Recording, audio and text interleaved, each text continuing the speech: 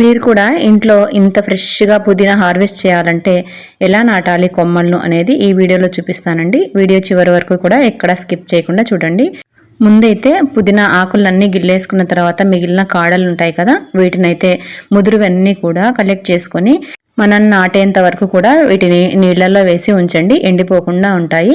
ఎప్పుడైతే నాటాలి అనుకుంటామో అప్పుడు వీటన్నిటిని కూడా కలెక్ట్ చేసుకున్న తర్వాత ఒక పాట్లో కానీ లేదా డైరెక్ట్గా మట్టిలో కానీ ఇలాగా చిన్న చిన్న హోల్స్ పెట్టుకోవాలి. ఒక పుల్ల సహాయంతో అన్నిట్లో కూడా ఒక్కొక్క కొమ్మే పెట్టుకొని మనము గాలి పోకుండా ఈ కొమ్మలు పెట్టుకున్న ఈ హోల్స్ ఉంటాయి కదా, వాటిని బాగా వేలు సహాయంతో ప్రెస్ చేసుకోండి.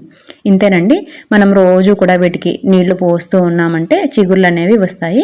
ఇక మనం నేలలో కూడా ఈ విధంగానే ప్రాసెస్ చేసుకోవాలి. నేలలో కూడా ఒక పుల్లతో చిన్న చిన్నగా హోల్స్ పెట్టుకొని ఈ కొమ్మలను అయితే నాటుకున్నామంటే మనలాగా ఫ్రెష్ పుదీనానైతే హార్వెస్ట్ చేయొచ్చు.